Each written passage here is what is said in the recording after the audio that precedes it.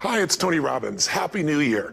Listen, how's your new year coming out so far? I know it's early, and I thought I'd send you out this little video message because statistics show that 95% of the people that actually made a New Year's resolution have already broken it by today. And that's if you even made a resolution. Now, if you're the exception to that, I'm thrilled for you, and I support you, and I say keep rocking it. But if you've missed, maybe I could drop you a quick little message or two here that can help you not only recover, but get way beyond just making some New Year's resolution and make some real lasting change in your life. I mean, think about it. Most people don't even make a resolution anymore. Why? Because they've made them from years and years and years, and they know they're not going to follow through. So after a while, who wants to disappoint yourself? Who wants to be upset with yourself? Why even bother to set a new standard for this year? You know it's going to be the same as last year. If you're the kind of person watching this right now and you haven't shut me off already, then obviously that's not you. So the question is, what is it that makes us even want to make a resolution? I mean, it's an interesting question. Why is it at the beginning of a year we have this tradition? But it goes beyond tradition. It's something inside of us that makes us want to make things better. And I think part of it is the calendar gives us this idea that we can have a fresh start, that we can start from fresh and have this great victory. And it's really, the calendar itself is quite arbitrary. It's wonderful to use it, but if you didn't use it effectively, let's use the calendar to serve you today.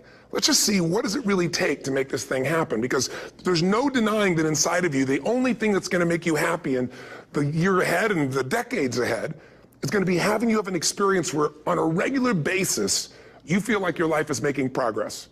If there's one thing I teach, and I want to remind you of it, it's really simple. Getting things is not going to make you happy.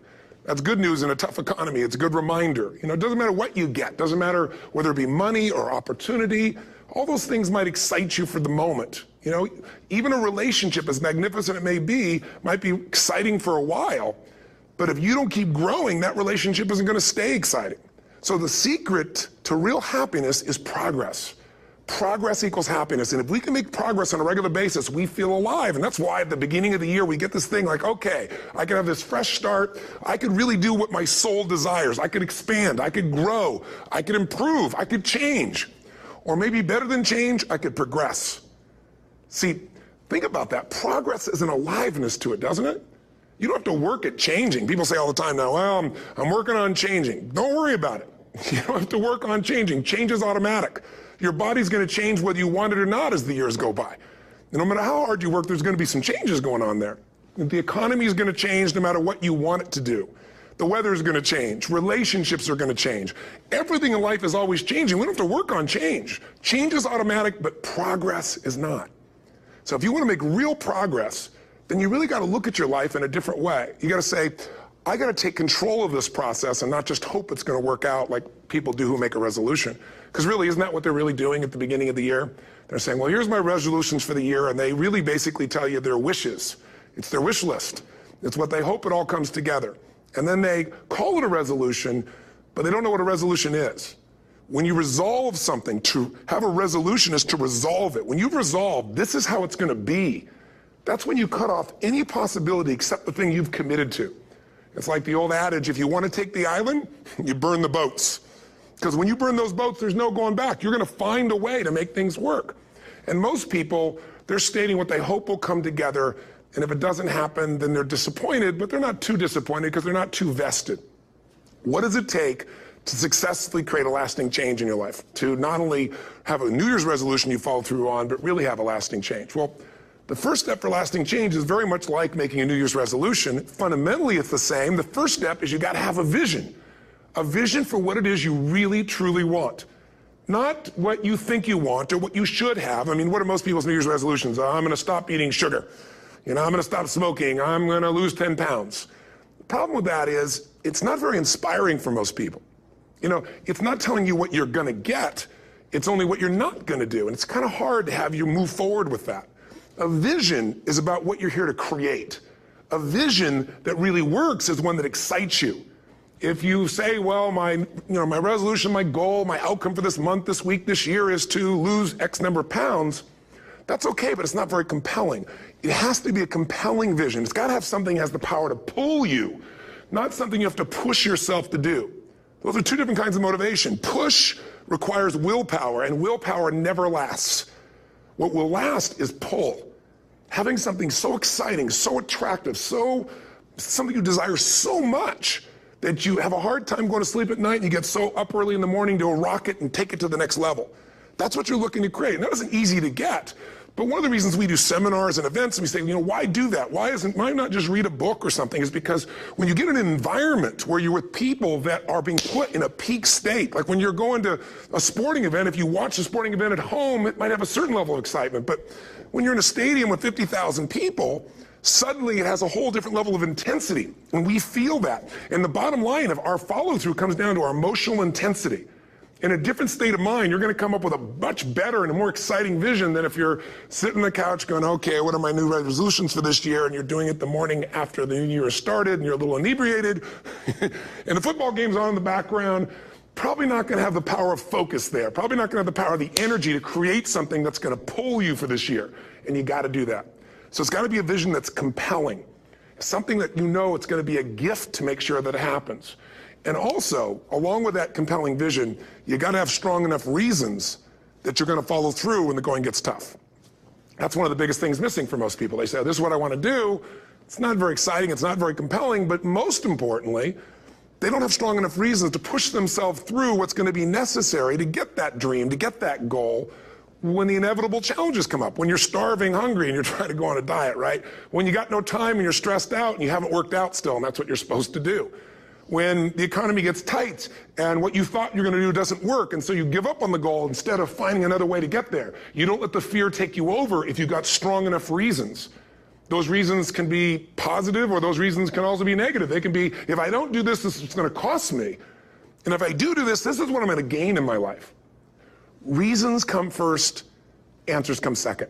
If you get a compelling vision and you got strong enough reasons that will push you through the tough times, you're going to do things other people don't do. Instead of collapsing, even if you get off target, you won't go, oh, I blew it. You'll get right back on target, make the change, make things happen. And I know you've done this in many areas of your life. Just think about it again. I'm not teaching you something really new here today.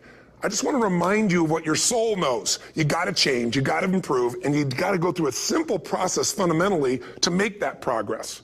First step, vision that's compelling. Second step, make sure that there's strong enough reasons to follow through. Third step, you got to review it and feel it every day.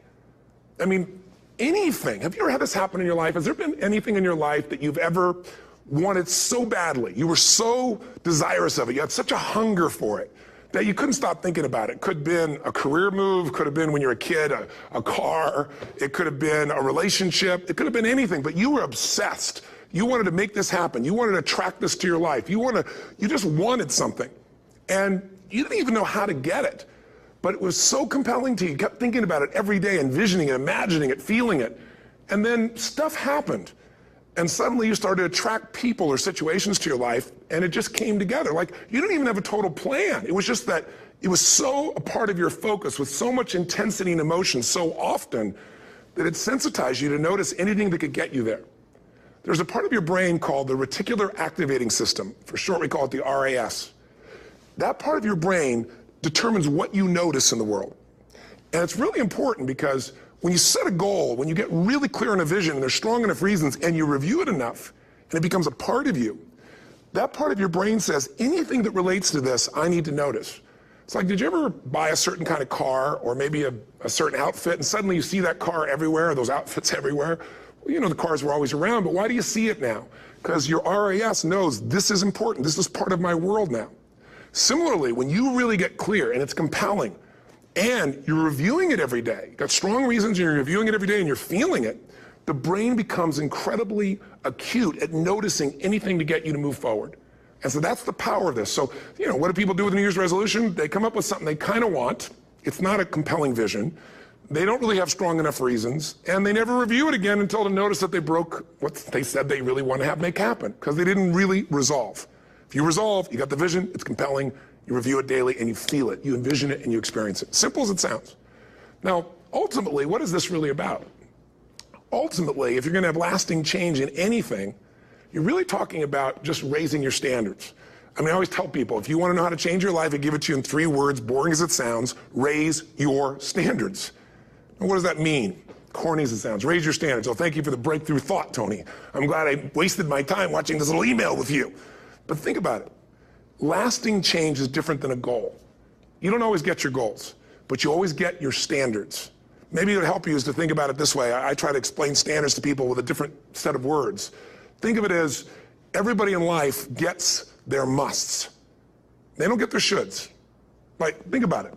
Most people have a list of shoulds, don't they? Don't you have a list of the shoulds, things you should do, you should follow through on? I should lose some weight, I should work out more, I should make more calls, I should respond more rapidly to my email, whatever, you know? I should get into the office earlier, I should be, more confident. Whatever your should list is, people love to have their should list be met, but it's kind of like New Year's resolutions. If it does, it's really exciting, but if it doesn't, which is most of the time, it's a little disappointing, but you kind of know it's not going to happen. But when you decide something is a must for you, an absolute must, when you cut off any possible, you say, I'm going to find the way or I'm going to make the way. Human beings, when they resolve things, when they make a real resolution inside themselves, which is they raise the standard and they make it a must, they find the way. Think about it in your own life. Haven't you had some area of your life where you raise your standard and your life has never been the same? Maybe at one time in your life you smoked cigarettes, or you did something and you did it for years and you kept trying to change it, and kept telling yourself I should. And then one day something happened. Something just clicked you over. Something took you over that kind of tipping point. And inside yourself you said no more. And it was a very, very different experience, wasn't it? Something inside of you shifted. And what was a should became a must, and you've never gone back. Is there an area like that in your life you can think of? Again, did you ever smoke cigarettes? Did you ever eat a certain way, drink a certain form of alcohol, and then finally say no more, and you just don't go back? And notice this, it doesn't really take any willpower anymore. Because somewhere when we make this click, when we make something a must, we attach ourselves to it. It becomes part of our identity. And one thing I've learned in the last, 33 years of working with people from now over 100 countries, 4 million people, is human beings absolutely follow through on who they believe they are. If you said to me, well, I'm really going to work hard to stop smoking, but I've been a smoker my whole life and I am a smoker. I know your days are numbered. You're going to be back smoking cigarettes again, because we all act consistent with who we believe we are. I tell people the strongest force in the whole human personality is this need to stay consistent with how we define ourselves. If you define yourself as somebody who is really conservative, you're not going to be crazy and act nuts unless you're really drunk or something, and then you can say it's the alcohol, when it's really just you finally getting permission to be yourself. The alcohol is your excuse. If you're a really crazy person, you act crazy, outrageous, playful. You don't act conservative because that's not who you are. Very often people say, well, I can't do that. I'm not that kind of person. And I always say to people, really, when did you define yourself? I mean, really, how many years ago did you come up with what you could and couldn't do in your life? How many years ago? Most people, if they really look at how they're living their life today, it's based on a set of standards, a set of beliefs that they made choices about 10, 20, 30 or more years ago. I mean, very often we made decisions in our youth or very young about what to believe, about what we were capable of, about who we are as a person, and that becomes the glass ceiling, if you will, that controls us. There's a corny metaphor, but it's true. I remember one time I was with my family at the circus, and there was a person there, and they had this big, giant elephant. And you look at this elephant, and they take this little rope, put it around the elephant's neck, and they drive this stake into the ground. And I mean, you look at this, and you know that elephant could rip down the entire tent with almost no effort. And yet, the elephant doesn't struggle, doesn't try. Why? Because the elephant's conditioned. And they take that elephant and condition the elephant when it's a baby elephant. That's how they train them. When it's a little baby elephant and it doesn't have the power yet, they put a big rope around it and they drive this huge stake in the ground, and the elephant fights and fights and fights. And one day, finally, that elephant decides, I'm not capable of pulling this out. And once that becomes the definition of an identity of anyone, an elephant in this case, they don't even try anymore. It's just who I am, that's how it is, that's just the way it is in my life. I'd like to ask you to take a look at any place you've got a limitation and ask yourself, when did I decide to accept that limitation? And you may not even see it as a limitation. You might see it as just that's who I am. But so often in our lives, we've adapted to be a certain way so that we don't fail or so that people will like us or respect us, but it's not necessarily who we are. Joy comes when you're spontaneous. It's really hard to be truly happy when you're not being yourself. And most of us have no clue who we are. And so a big part of my work, if you've ever been to an event, you know, is to get people to do things spontaneously without thinking, because that's when the real you shows up. That's when the energy comes alive. And when you do that, when you start to connect to your true nature, suddenly there's energy available for you to set a higher standard for what you want in your life. That's what this is really all about. And when I talk about standards, when I talk about, shoulds versus musts, think about your own life. I know there have been areas in your life where some point in time you just shifted and you raised the standard and your life changed. Because whatever people have their identity attached to, they live. We live who we believe we are. That's just how it works. It's just kind of like, I'll give you an example. Look at your physical body. Your physical body today is an absolute reflection of only one thing, not your goals, not your desires, but your standards. The identity you have for yourself. If your standard is you're an athlete, then there's a certain amount of strength, a muscle tone, and energy that's available in your body on a regular basis because that's who you are. And so you do whatever's necessary to maintain that identity. Again, the strongest force in the human personality is this need to stay consistent with how we define ourselves. Because if you don't know who you are, you wouldn't know how to act. Once you lock in on that identity, your brain finds a way to keep you there. If you say, man, I'm overweight, I've always been overweight, I'm big boned, and that's the story you got, then you're going to always find a way to get back there. That's your settling point. That's your identity. That's where things lock in. If you see somebody who's in really great shape, you ask them, do you work out? You know the answer. Yes. How often? And they'll tell you 3 times, 4 times, 5 times a week, whatever. In a seminar, I'll ask people, who here works out at least 5 days a week? And I'm stand up. And you look around that room, and you know that they work out 5 times a week because you can see their body. You don't just get a result without some kind of action, without some form of ritual. Ritual meaning actions you do consistently. Now, do you think those people that are out there working out 5 days a week, do they have more time than you do? Or I have, or anybody else? Of course not. Is their life less busy? Of course not. It's just a must for them. They must work out that way, and they've made that turn and their life changed. So I'm not saying you have to work out 5 days a week. I'm just saying whatever you really want, wants don't get met consistently. Standards do. Whatever you identify, this is who I am. And so it's not so much about changing your identity as it is expanding it. Deciding that, instead of your goal is to lose 10 pounds, which is not compelling, what if your vision was to get back to my fighting weight? This year, this month, this next 90 days, I'm going to transform my body. I'm going to take on a new challenge. I'm going to find some technique or strategy, there's a million of them, that can reframe myself where I want to feel younger, stronger, more vibrant than ever before. Here's my reasons. Because I want the energy to really make my life work. Because it's tough out there, and I want to be stronger than I've ever been before. I want to go in front of the mirror, and if I'm naked, not, want to laugh. I want to look there and take a good look and go, yeah, I'm proud of whatever I see there. Whatever it takes, something's going to make you laugh, smile, something that's going to tease yourself, but something's going to move you to another level. If you identify yourself in a new way and you own that every day, and that becomes the standard of how you live, you'll find the way to make that standard real. Money's the same way. Think about it. It doesn't matter what's happening, quote unquote, in the marketplace. People that make money find a way to make money no matter what, don't they? I mean, most people's standard is to pay their bills. So that's what most people find a way to do, even when economic times get tough. Most people, if that's their absolute standard, they find a way. Some people's standard is pay their bills most of the time. And so most of the time they do.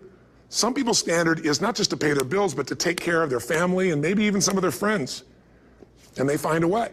In fact, some people may be in a family where they don't have enough money. They barely have money to pay their bills. They work their guts out. And then somebody, their mother, their father, somebody else, their sister gets ill, and there's not enough money to take care of it. Nobody else has money in the family. They don't either, but they find a way to get that money to take care of their mother or father, don't they? And pay their bills. They never could do it before. Why? The situation made them raise their own standard. And not everybody does that. Somebody else in the family might have money and still not take care of their mother. It all comes down to the inner game, my friends. Changing your life is a change in the inner game. The outside world you can't control, but you have absolute control over this one if you learn the dynamics of what shapes you. And identity is one of those simple, clear, fundamental basics that if you start to shift it, everything else will shift in your life as well. Some people, by the way, have to have more than enough money to do what they want, when they want, where they want, with whomever they want, contribute the way they want. And if that's their must, they find a way. I know that sounds overly simplistic, but it's true. Somebody once said you could take all the money in the world out of the hands of everybody, out of all the wealthy people in the world who are really successful, give it to other people. It wouldn't take too long, those people would have it back in their hands. It's not because they're manipulative, it's because they have a standard. Some are manipulative, don't get me wrong, but they've got a standard of what they're gonna find a way to make happen. I'm just simply saying to you, take those 3 magic words and live them. Raise your standard. And if you really wanna do it, then I'll tell you the most important secret. Have you ever done this? Have you ever told yourself you're raising your standard? Okay, I'm gonna go make this happen. I'm gonna go make this much money. I'm gonna transform my kids. I'm gonna create the ultimate relationship in my life. I'm gonna transform my body, whatever it is. And then you don't have strong enough reasons and you don't use it. You don't follow through. It's because you didn't back up your standards with what makes those standards real, and that's rituals. Rituals are where the power is. Whenever we do our Robbins results coaching, we say Robbins equals results, the way we get results with people, it's the same way if you listen to my Ultimate Edge program, or back in the old days, Personal Power, or if you went to one of my seminars. You know what I do is I take these huge challenges you got and we break them down into little bite-sized steps. Little things you do each day that after you do them, you get so much momentum that it's easy to succeed. You're not overwhelmed. You have these victory day after day after day on little things. If you went through Ultimate Edge, I'm sure you learned about the hour of power, or the 15 minutes to be able to be fulfilled, or 30 minutes to thrive, where you literally just condition your body and emotion with a couple little rituals.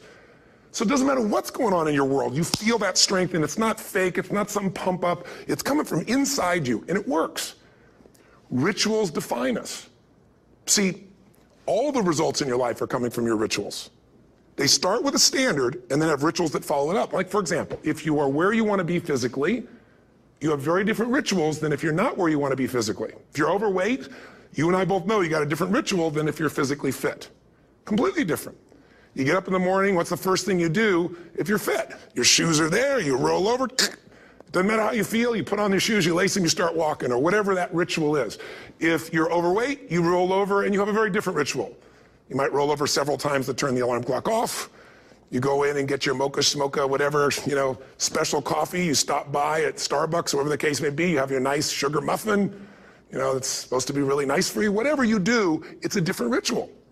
If you have a great, passionate relationship, you have very different rituals in how you come home than if you have a lousy relationship. When you come home and the first thing you do is you're tweeting somebody, or you're emailing, or flipping on the news, or you don't even come home. What are the rituals?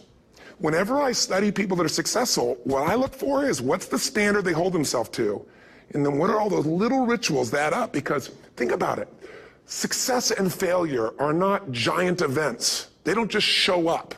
You don't just suddenly become successful or suddenly have this cataclysmic event that makes you fail. It may look that way, but failure comes from all the little things. It's failure to make the call. It's failure to check the books. It's failure to say, I'm sorry. It's failure to push yourself to do things physically that you don't want to do. And all those little failures day after day come together until one day some cataclysmic event happens and you blame that. That event happened because you missed all the little stuff. Do you agree with me? And success, by the way, is not some overnight event. It's all these little things. Success is having a vision. Success is making it compelling. Success is really seeing it and feeling it every day with strong enough reasons. Success is feeling the sense that I'm here to grow and I'm here to give something to the world more than just myself.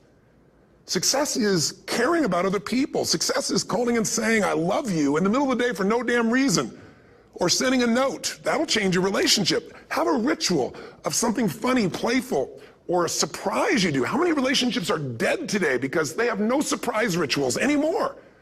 You need to have some rituals, some cool things you do that nobody else does that gives you a better life than anybody else has.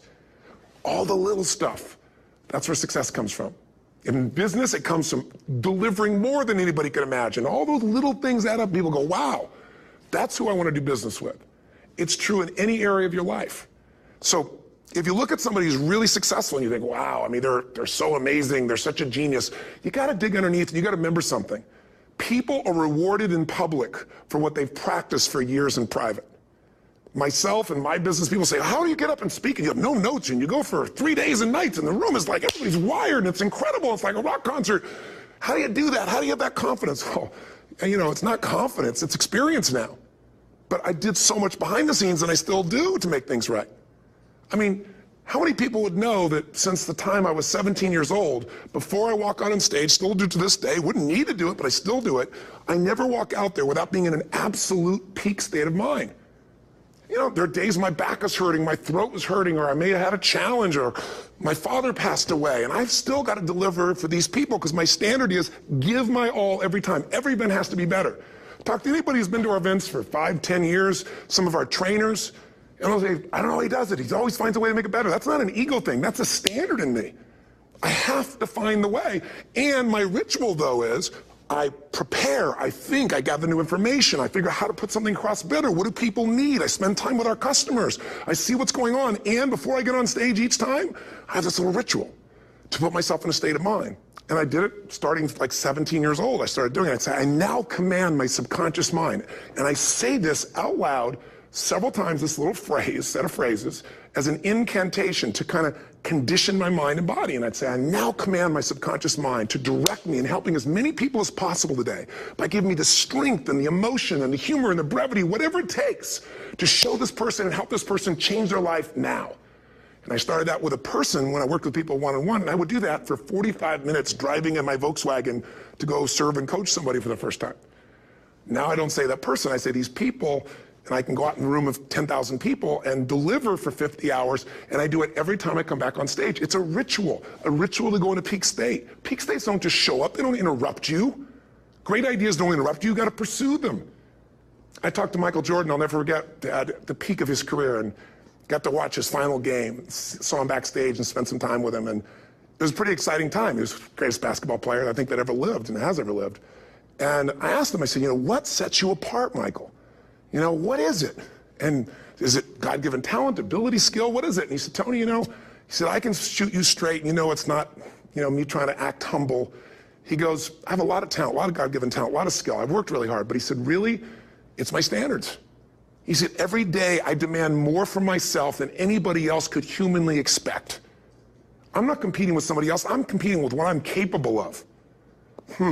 Magic formula. Because most of us lower our standards. Why? Because who you spend time with, my friends, is who you become.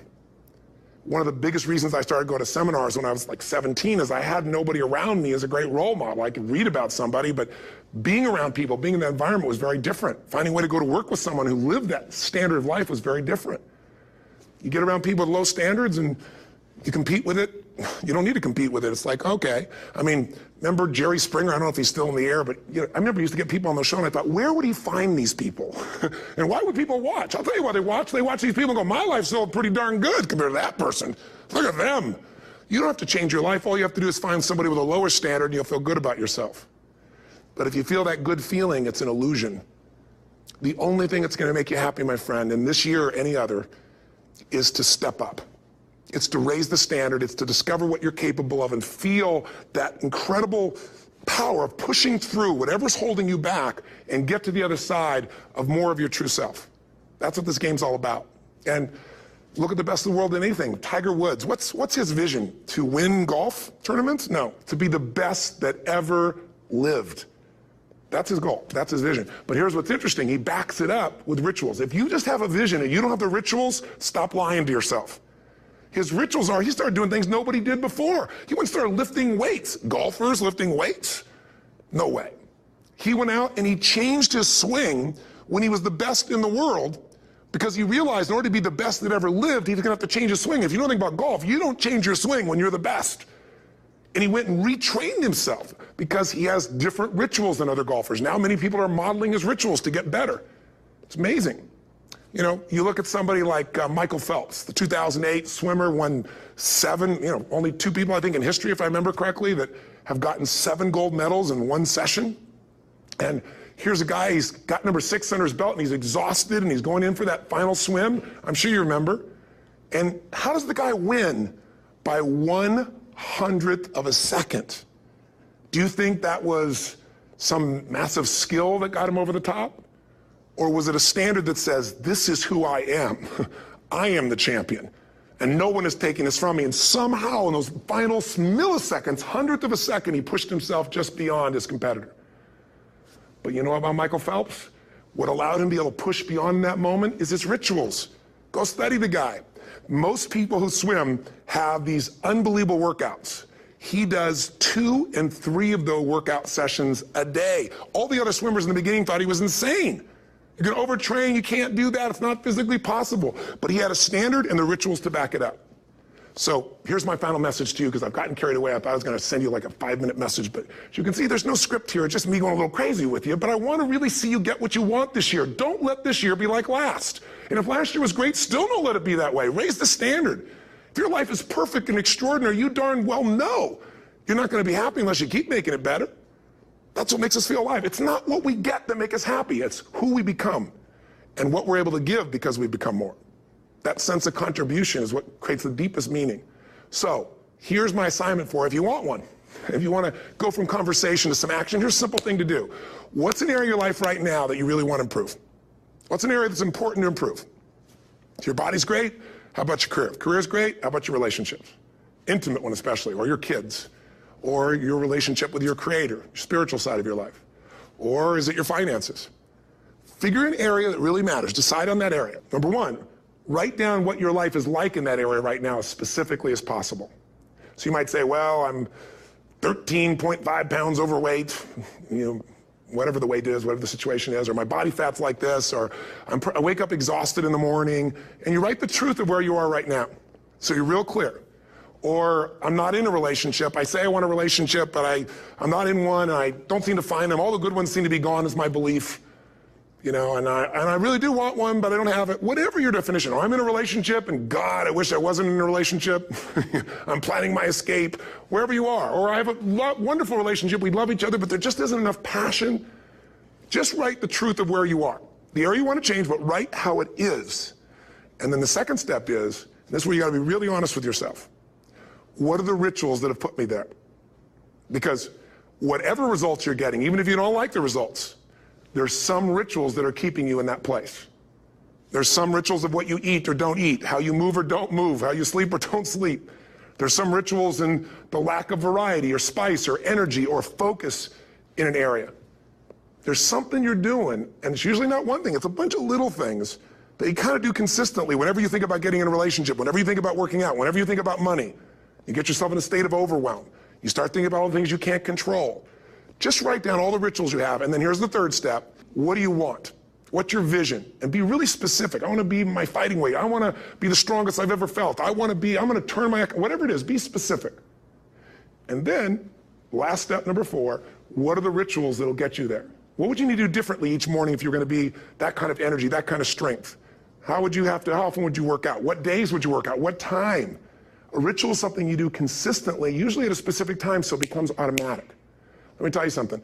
Willpower doesn't last, but rituals can last a lifetime. I bet you have some rituals in your life right now you've been doing for years, even though some of them don't serve you. I'm just saying, wake yourself up. If you want a new year and a new life, you don't need to start on January 1st. Start today. Start with this little video. And just begin to see what happens and see how easy it is to just do a few little rituals. Don't do them all, just do 2 or 3 new things. And you know what happens? You'll get momentum. Because once you discipline yourself in one area of your life, you feel yourself doing it in other areas as well. And I always say something that my original teacher taught me. I always remind people, there's always 2 pains in life. There's the pain of discipline, or there's the pain of regret. And discipline weighs ounces, as my friend Jim Rohn taught me. Regret weighs tons. You don't have regret. So right now, what do you want to change? What's it really like? What are the rituals that got you there? That'll take a little homework. If you're not sure, ask the people around you. They'll tell you what your rituals are.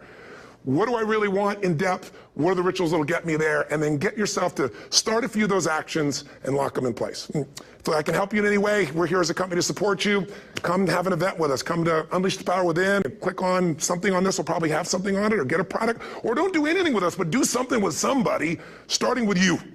If you make the changes in yourself, you're going to be proud this year, and no amount of money or accolades from other people can mirror the feeling of being proud of knowing you've taken back control of your life, or you've taken a great life to another level.